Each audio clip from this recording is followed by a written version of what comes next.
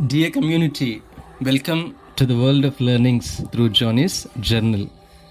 In previous learning session, we learnt what is emotional intelligence and how it acts as a catalyst in our life. If you missed to watch the previous session, do check the previous video which talks about emotional intelligence. In this learning program, let us know about high emotional intelligence and low emotional intelligence. Before we get into our today's learnings, please subscribe, like, comment, and importantly, share the learnings with your near and dear ones. The more we share, the more we learn together. How do we know that someone has high emotional intelligence or low emotional intelligence? For a fraction of a second, do we know whether we have high emotional intelligence or low emotional intelligence? There are signs through which we can identify the high emotional intelligence and low emotional intelligence. Interesting, right? Let us learn what are the signs.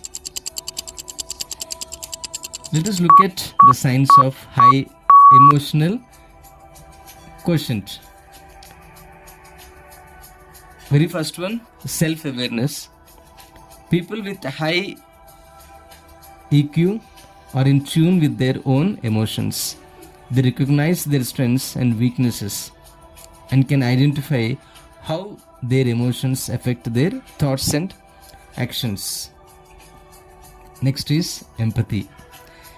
They excel at understanding and sharing the feelings of others. They can see things from different perspectives and actively listen without judgment. Third one, emotional regulation. They can manage their emotions effectively. They don't get easily flustered and can bounce back from setbacks.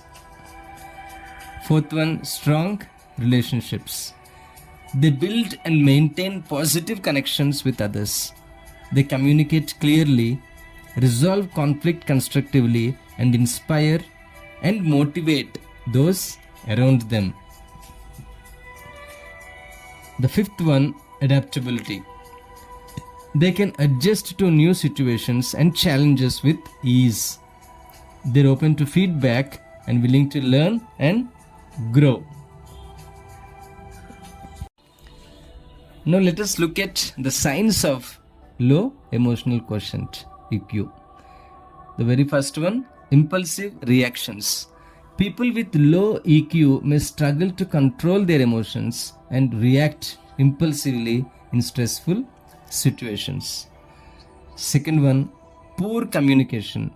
They might have difficulty expressing themselves clearly or struggle to understand non-verbal cues of others.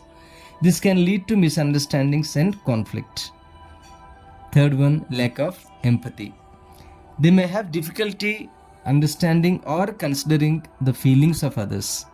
This can make them insensitive and damage relationships.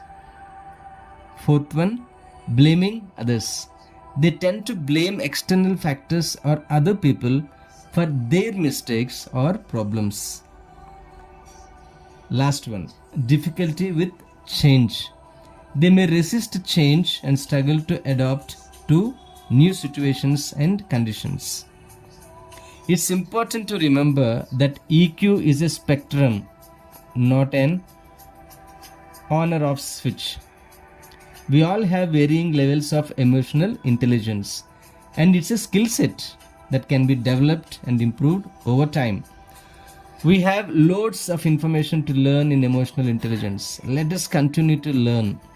In your gratitude book, please mention, are you able to identify the sign you display to know if you have high emotional intelligence or low emotional intelligence? Go ahead and explore your emotional intelligence. Let us meet in our next learning session. Have a fantastic time till we meet in the next session. Thank you, community.